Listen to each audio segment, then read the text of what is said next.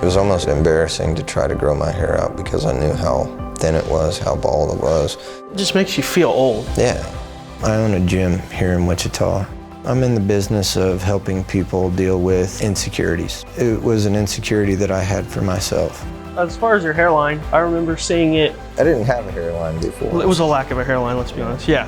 ARTIST or robotic hair transplantation has been a fantastic procedure for us to get involved with. This procedure did a really good job at balancing, pulling the hair follicles from the back of the head and putting them on the top. It allows us to harvest hair with precise measurements. His hairline is strong in the front. It's all even, it's all proportional. I feel like I look younger now than I did when I was like 28, now I'm 38. Other than now that I got gray hair coming in.